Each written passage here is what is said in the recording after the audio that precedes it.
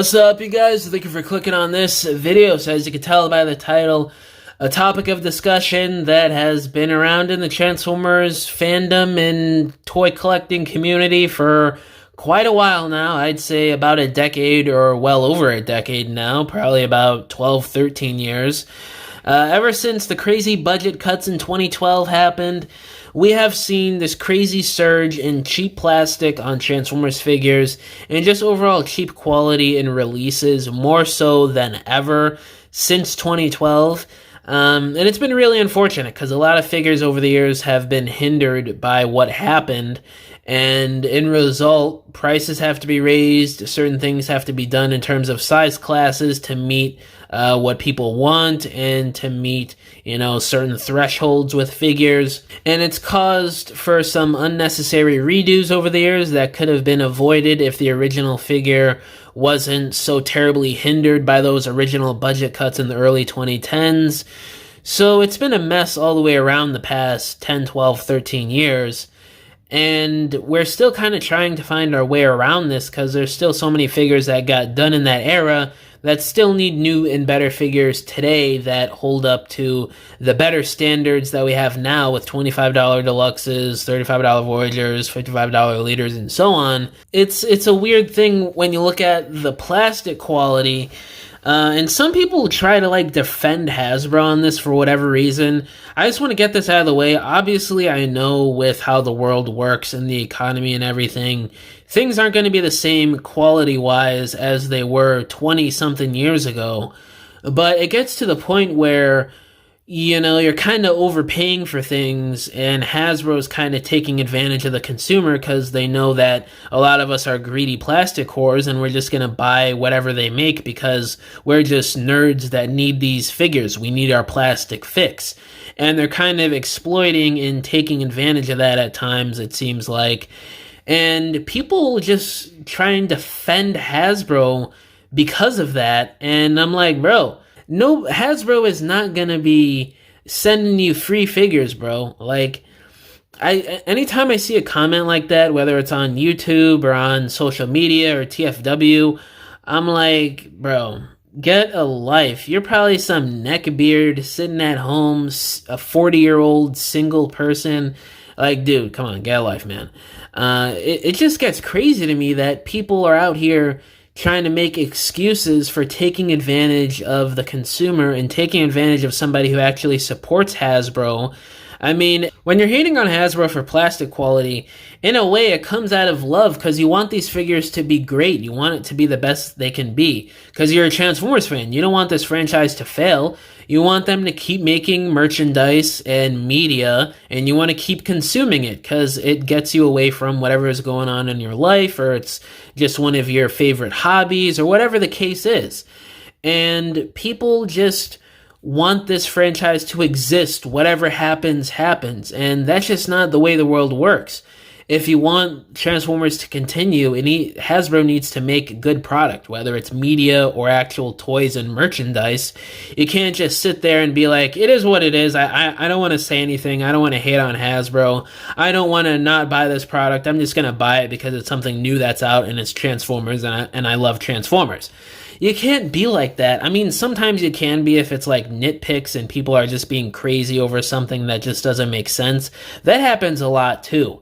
But when you're talking about stuff like this, I mean, this is when it comes to freedom of speech and being an American.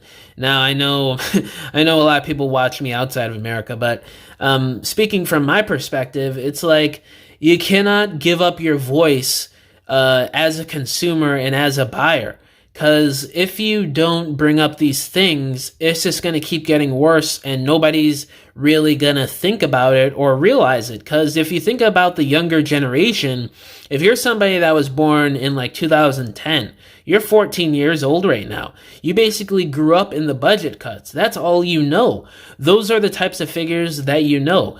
You don't have any realization of the previous quality unless if you go online and do your research on the franchise, or you pick up an older figure online or at a comic book store or something, and you realize, wow, this deluxe class Reveal the Shield Jazz has way more parts, way more articulation, and way more sculpt and paint than the latest 86 one from a couple years ago. These figures used to be a hell of a lot better and for way cheaper.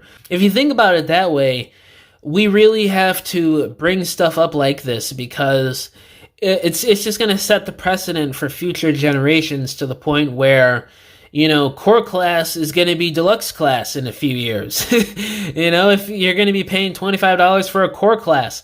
And I don't want to get too political, but especially if those tariffs come up, you're definitely going to be paying $25 for a core class sized figure in about 4 or 5 years. So that's as much as I'll say about that. But I mean, that is something to consider. But anyway, it's just crazy to me because I'm somebody that grew up in the 2000s before these crazy budget cuts started happening in 2012. And, you know, holding a deluxe class from, say, 2007 and holding a deluxe class nowadays or from 2014, whatever year you want to pick, it's night and day. You're basically holding a slightly larger Scout class figure. And it's really crazy to see because Scout class was like, what, like $7, $8, and you're basically getting a slightly bigger Scout class for $25 nowadays. And I get it. Again, the world, things happen. But at the same time, we make up this stuff. I mean, we could set the precedent for all this, so it's kind of stupid when you really think about it that way. But at the same time, I understand again. But being the consumer, it's just freaking crazy to realize it, and it really puts it into perspective where you want to put your money into this stuff. And honestly, guys, I really only get the bangers. I really only get stuff that I care about and that I've grown up with. Like, the only figure I could probably count on my hand, almost count on my hand, the amount of Transformers I've gotten for 2024. I probably got about, I don't know, 10 to 15 Transformers releases that came out this year, and I've caught up on some previous releases from other years and stuff like that. I really don't buy a lot of new releases, honestly. I really only get the bangers and the ones that resonated with me when I was a little kid, honestly.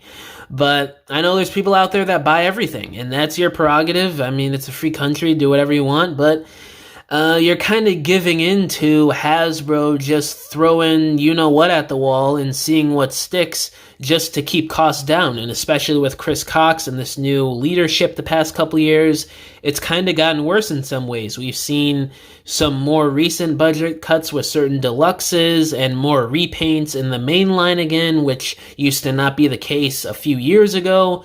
And we're starting to see a new kind of restraint in the 2020s, which I'm probably going to do a video on at some point soon, one of these days, on, you know, certain things that are going on in terms of budget cuts that we've seen the past couple years. But, you know, just regarding the plastic quality, it sucks, and I really hope Hasbro can find some sort of middle ground one day.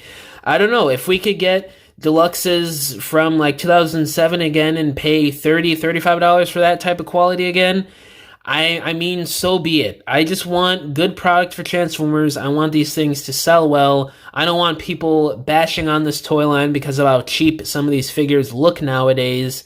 And I just want it to be good all the way around. But yeah, guys, let me know down in the comments below, how do y'all feel about the drastic quality change in Transformers figures over the years?